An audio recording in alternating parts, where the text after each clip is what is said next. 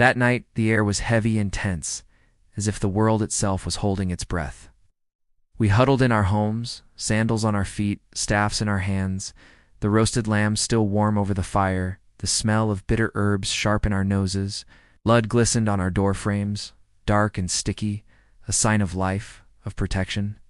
The children whispered, pressed against their mothers, "Will it be enough?"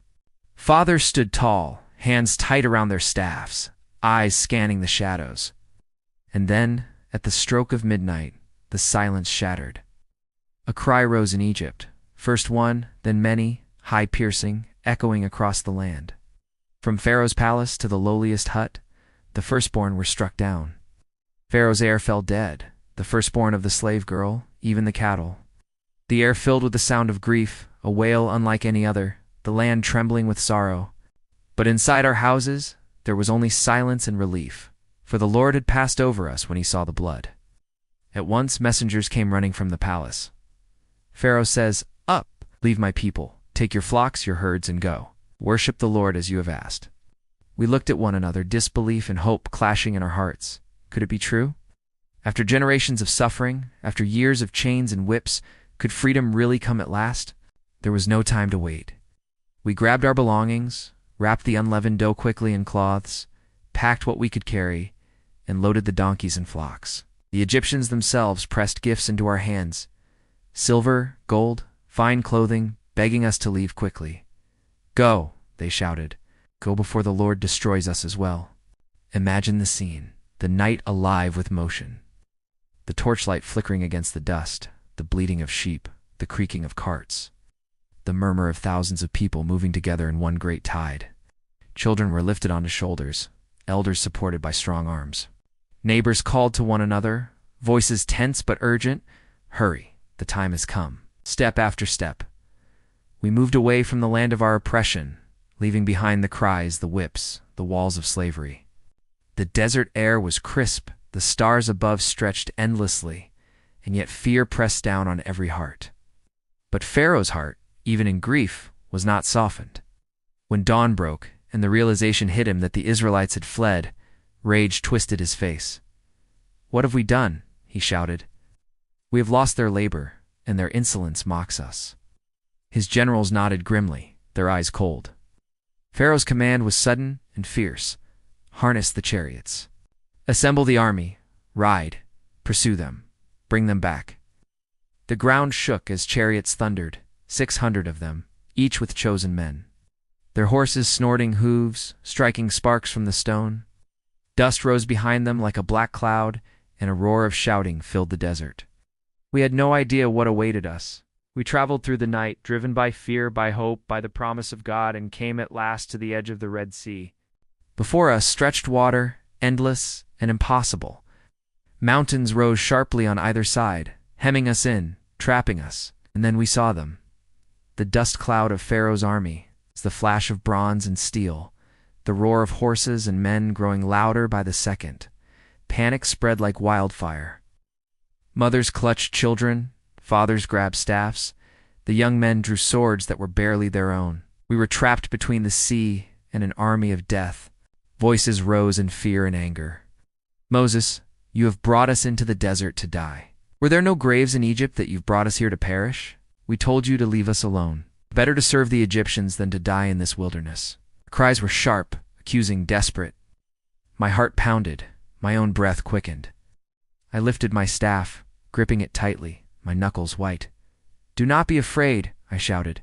"No, stand firm, and you will see the deliverance the Lord will bring you today. The Egyptians you see now, you will never see again. The Lord will fight for you. You need only be still." Can you imagine the tension? The wind stung our faces with dust. The horses of Pharaoh's army snorted like beasts of fire, their wheels grinding against the rocks. The sun blazed overhead, turning the sand to glass. Children screamed, mothers wept, the smell of fear mixed with sweat and dust and the salt of tears. And yet we were told to stand still. It's impossible, unimaginable, terrifying stillness. Then God spoke again through Moses. "Lift your staff over the sea, stretch out your hand over the waters, and divide them. The people shall go through the sea on dry ground." My arms trembled as I obeyed. The weight of hope, of destiny, of the eyes of thousands upon me, In the waters, what did I see? They began to move, pushed back by a power beyond comprehension. Waves rose on either side, walls of water, trembling, shimmering in the sun. The seabed appeared, dry and firm, the water like to cliffs guarding our path. The people stared, mouths open, wide-eyed.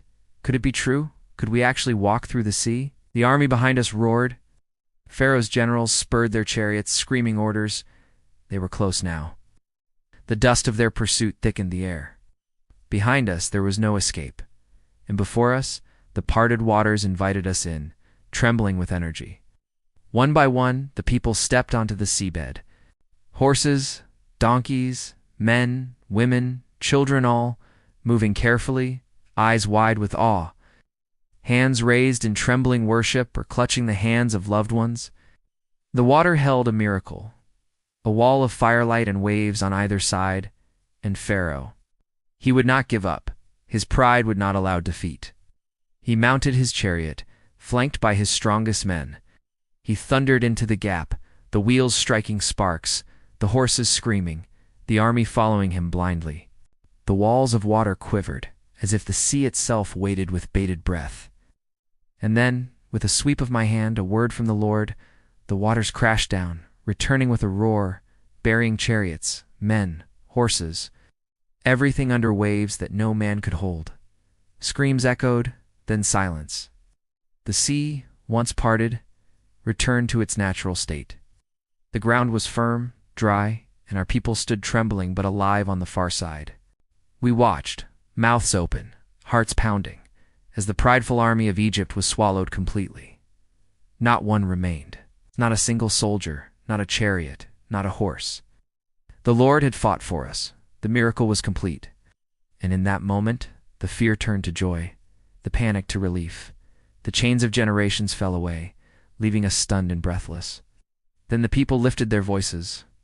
Women and men, young and old, together, sang in awe and thanksgiving. The Lord is my strength and my song. He has become my salvation. He is my God, and I will praise him.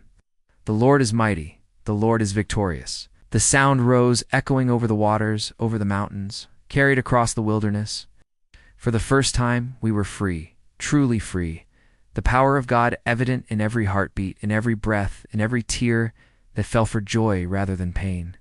And yet as we stood there, wet, tired, trembling, looking back at the sea that had destroyed Pharaoh's pride, we knew the journey had only begun. The wilderness awaited, full of dangers we could not yet see.